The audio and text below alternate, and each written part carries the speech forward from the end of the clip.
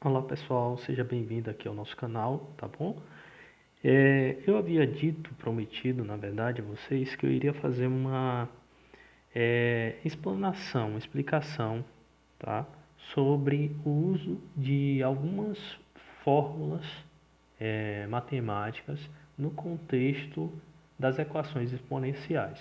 Porque o que acontece é o seguinte, às vezes você se depara com algumas questões de concurso que existe o texto, existem as informações, mas a fórmula não existe, tá? Então, esse vídeo agora é justamente para falar um pouquinho sobre isso.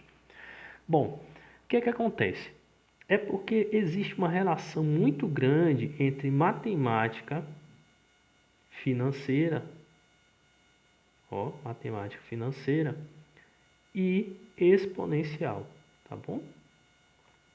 Exponencial. Então, o que é que acontece? Primeira coisa que eu preciso mostrar para vocês é essa relação aqui.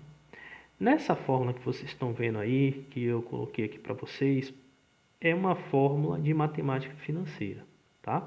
Esse M significa montante, esse C é o capital, ou seja, é aquele dinheiro que você, por exemplo, chega lá no banco e diz para o gerente assim, vou investir R$ 1.000.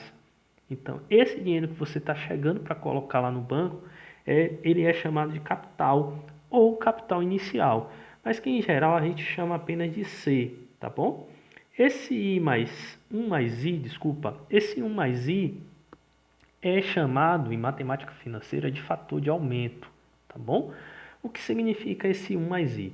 Significa o seguinte, que se você for pegar seu dinheiro e colocar no banco a uma taxa de 10%, 10% depois que a gente transforma para decimal, fica 0,10.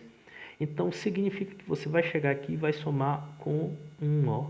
Então vai ficar 1 mais 0,10 elevado a t, né, no caso, e todo o restante da fórmula aqui, ó.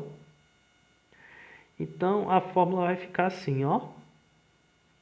1,10 elevado a t. Ou seja, ó, pensa aqui comigo.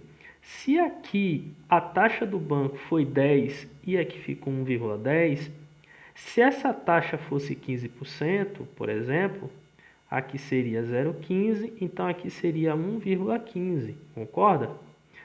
Pronto. Ou seja,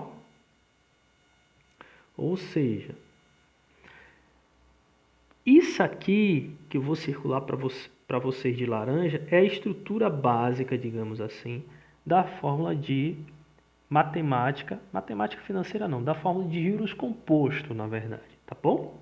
Beleza, só que aqui eu te dei exemplos utilizando valores. Eu te dei aqui 10%, né? Você chegou no banco, a taxa de juros é 10%, e eu te dei aqui um outro exemplo que a taxa de juros é de 15%, tá bom? Mas vamos supor que você não soubesse essa taxa, tá bom? Então aí, ó, vou mudar aqui. Vamos supor que você foi no banco, mas o gerente não te informou. Aí você foi no banco A, foi no banco B e não falou. Enrolou, mas não informou. Mas um amigo seu disse assim, que no banco A a taxa é maior do que no banco B. Então o que é que acontece?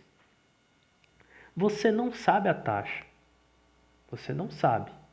A taxa existe, mas você não sabe. Então o que é que vai acontecer?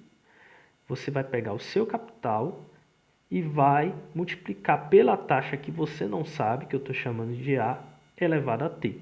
Porque esse T é o tempo, tá bom?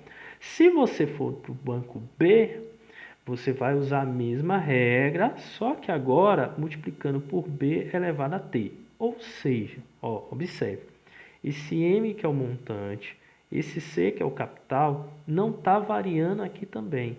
O que é que pode variar? Pode variar o A ou o B.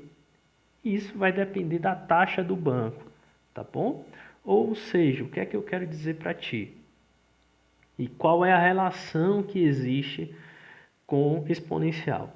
É que muitas das vezes as fórmulas de exponencial elas são escritas assim, ó. Então, esse PO, você vai ver ali, ele está no lugar do C. Esse P, ele está no lugar do M, tá bom? Esse Azinho aqui, ó, a gente geralmente vai deixar lá A Ou seja, esse C que foi o capital inicial que a gente contextualizou lá na matemática financeira, ele agora não vai ser mais escrito como C, ele vai ser escrito agora como P0 ou PO, né? Algumas pessoas chamam de PO. Eu gosto sempre de falar PO. E esse M aqui, ó, que é o montante, ele não vai ser mais o M, ele vai ser o P. Consequentemente, o que é que acontece? Vocês vão se deparar muito, mas é muito mesmo, com fórmulas do tipo P igual a PO vezes A elevado a T. Deixa eu lembrar aqui o que mais. F de T igual a C vezes A elevado a T. Tá? Mas você vai ver que a estrutura é sempre a mesma, ó.